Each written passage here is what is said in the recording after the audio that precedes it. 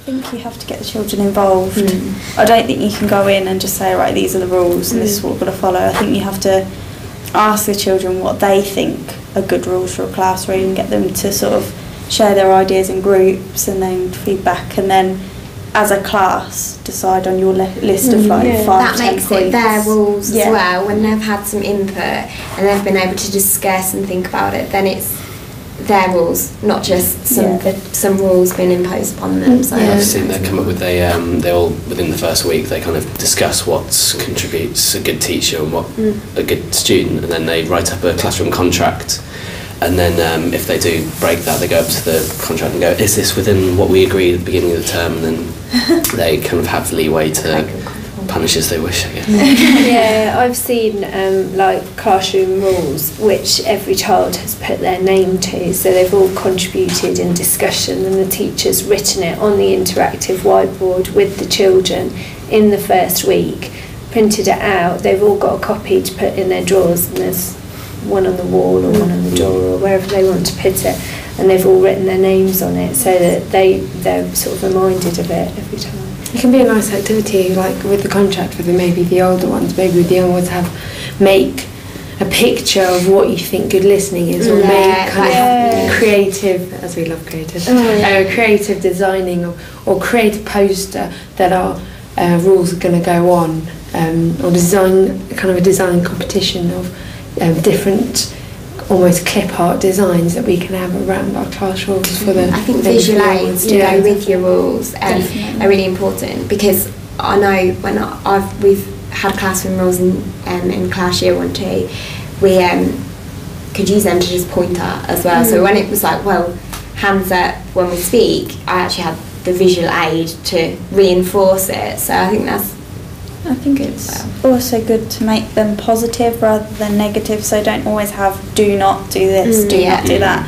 Always have, like you said, hands up when you want to ask a question or whatever, so that they're not always feeling like they're going to be punished all the time for doing something. I think it's positive. Yeah, it's the way you phrase it. Like one of the rules, like if I put my hand up, the teacher will ask me if I want to speak and things like that, rather than saying I've got to put my hand up every time I open my mouth. I think also, as well as having classroom rules, it's a good idea to set down a list of procedures if the classroom rules are broken. So you have 1, if you break it, it's a warning, 2, telling off, 3, miss a minute, and so on, to leading up to sent out of the classroom, because otherwise if they break the classroom rules, they don't necessarily know what's going to happen, and then you say, you've broken this rule, here's it on the board, here's 1, that's what's going to happen. And it's quite important the teacher doesn't break that as well, though. So if you've got these are the warnings, these are the consequences if you don't follow the rules. You can't just send them out, because you've got to follow the contract as well. So. Yeah, definitely. I think schools are set up to help us in that area. I mean, unless you're teaching a reception class or you've got a child that's new to the school, the chances are the children will have more of an idea than you will what the actual school rules are. And most I don't think I've been into a school yet that doesn't have like a whole school reward type system that is there, that need the basic classroom rules need to be obeyed in order for them to achieve that. So I think as long as you use them straight away, consistently and firmly and fairly, then the children will start to respond to them immediately.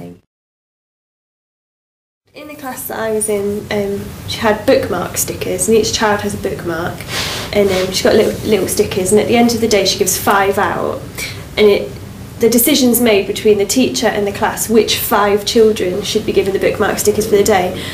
And when she first said, right, sit down, you're going to do this with them today, I thought it was going to be a nightmare, because you expect children to say, well, I think I should have one.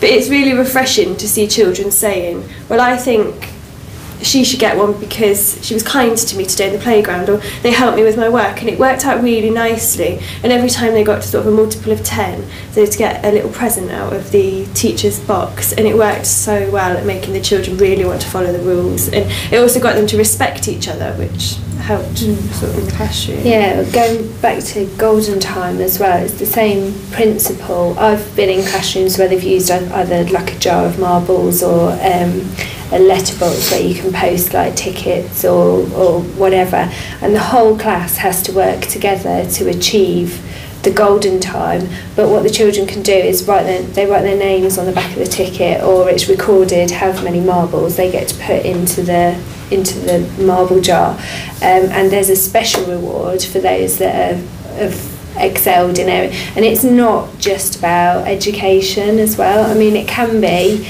that they've written really neatly or used capital letters correctly in their literacy. They can get rewarded for that, but then they will get an equal reward for being a good friend to somebody, or for walking around the classroom sensibly, or something like that as well, so that they see that it's a whole learning experience. Yeah, it's definitely much more beneficial if you kind of model good behaviour rather than just go immediately to the negative. So you're doing that wrong, instead of saying you're doing really well, thank you for that, and just in keeping with this contract idea and the kind of rules set out.